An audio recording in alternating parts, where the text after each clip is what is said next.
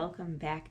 This week I'm going to share with you one new project I worked on, and then I figured it might be a good idea to give you kind of a project update on things I've made in the past so you can know whether I'm still using them or not. That's something I always kind of wonder when I see other makers online posting new things that they've made, new clothes that they've made, and they always post the outfit when it's brand new, and then I always wonder months later, did they ever get use out of it? They're continuing to make new things. How much are they using the old things? So I'm going to share with you what I've been using. The first one, I'm actually wearing it today. This is one of the skirts that I made several months ago. And it has been in almost constant rotation since then, along with the brown one that I made very similar to this. And I've been really enjoying these skirts, especially now that the weather's hot. I love a good cotton skirt for a nice hot day. And then they also have very practical pockets, and they're long enough that kneeling down on the floor with the kids, I don't have to worry about it. So they're really practical for everyday usage, watching after 3 little toddlers. And then other projects I've been getting lots of use out of are the swimsuits that I made.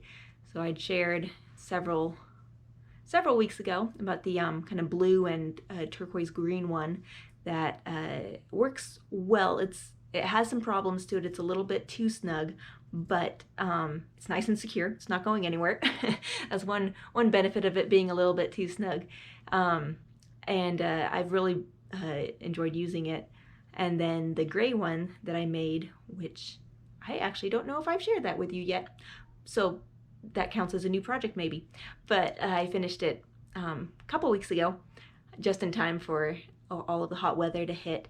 And I used a old dress that I used to wear as a maternity dress, and then the top ruching started falling apart, and so it just wasn't working well. And but the fabric was a polyester nylon and still had enough use in it to do something, so I figured I'd play around with making a swimsuit because I love the pattern on the skirt.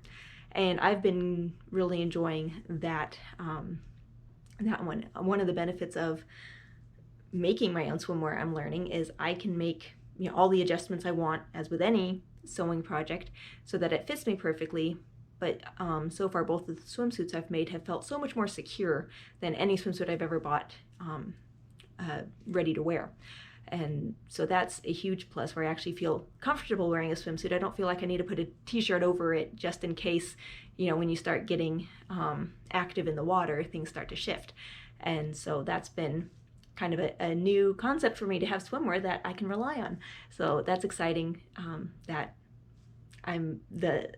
the stuff I've made, I've liked more than anything I've purchased in the past. And then the third project is the sweater that I just shared with you, but I've been wearing it a lot more than I thought I would. When I originally made it, I wasn't quite sure about the fit. I thought it was just a little bit small, but it does stretch out the more I wear it a little bit, so I do like that. I probably will make the pattern a little bit larger the next time I do sew it up, but I have been wearing it quite a bit. It's perfect for cooler mornings or cold AC, and so while the temperature outside has been way too hot for even a light sweater, the sweater is great for morning time, or we spent some time at the family cabin, and the mornings were quite a bit cooler than they are here. And so it was fantastic for that, because I just needed a little bit of a light cover up that I could easily remove once the sun came out. And so I've been wearing it not every day, but several times in the last 2 weeks. And I'm very glad that I sewed it, because it's been great. And then the new project that I made, so here's the new project. I used the same pattern for these shorts as I did with the skirt that I'm wearing. It's just a basic pattern with a drawstring. I used some of that material that I got at the thrift store for 50 cents, and then I didn't have quite enough, so I used a contrasting fabric for the pockets and the waistband. I added some back pockets because the pattern didn't include any, and I like having back pockets. That's usually where I keep my phone, and then my hands go in my front pockets. So far, I like them for the most part. I need to adjust the legs. The opening is quite a bit too wide for my thighs, so they're great when I'm standing up, but I have to be careful sitting down that things don't slide around. So I'm going to open up the seams and adjust those.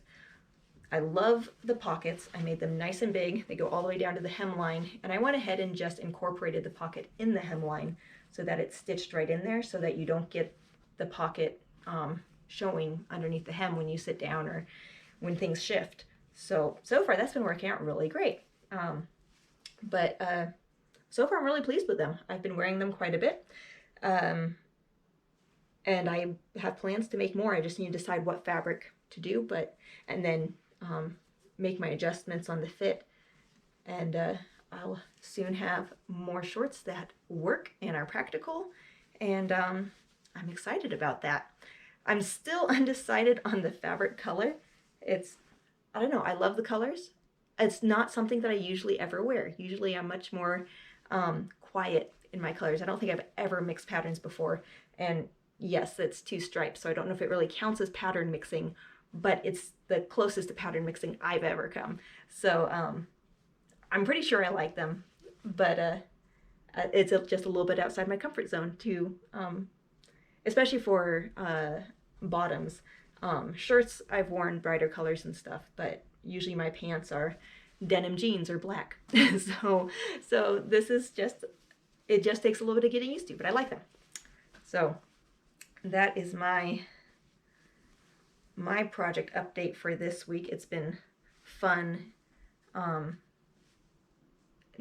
seeing my wardrobe actually start to take shape, where a lot of the clothes I'm wearing day to day are things that I've made. And when I have a choice, when I'm looking in my drawers, a lot of times I'm reaching for the things that I made because they're just more comfortable and fit better than the other things.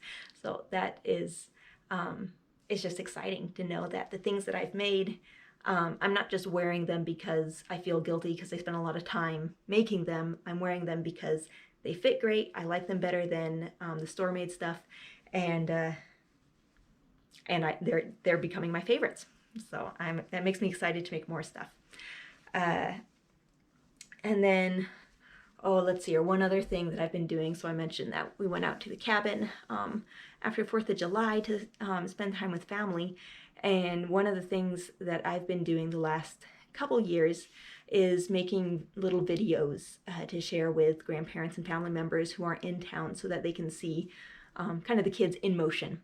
And it's been a really fun project. The first couple ones were, just really basic, throwing things together. And when I look back at them, I can tell, okay, yeah, I had no clue what I was doing. I wasn't paying attention to editing or anything, didn't even add, sound to them.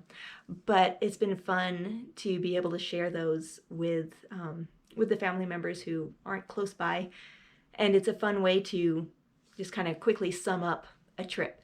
So I made a quick video from this trip, and it along with making photo books for like bigger trips or events that you have lots of pictures for, I really like them as ways to kind of easily document your family history. What's going on currently, and be an easy way to share it with people, and also to share it with your kids. I know my kids love looking through all of our photo books, looking at pictures of my husband and I before we had kids, and then looking at the pictures of them when they were little babies.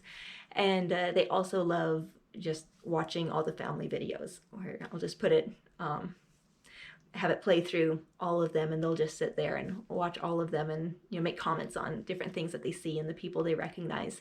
And it's really fun. I really recommend doing it. Before I started doing it, I thought it would be really hard and difficult, and I don't know, I thought it would just be kind of cheesy, and I didn't really want to do it. But my husband encouraged me to do it, and we had a camera, so I said, okay, might as well. And I'm really glad I did. It's so easy to just kind of throw together some clips. It doesn't have to look professional, because the goal of it is to just document what your kids were doing, and how they moved, and how they talked, and how they sounded. And it's fun to have that, because it just has a little more, it captures a little more of your kid than a photo does. And so yeah, maybe I'll do another episode talking a little bit more about how I do my videos if anyone's interested. But as I said, it's one of my favorite ways to share just a little bit about the kids with other people, and especially people who aren't able to be with them every day like I get the pleasure of. So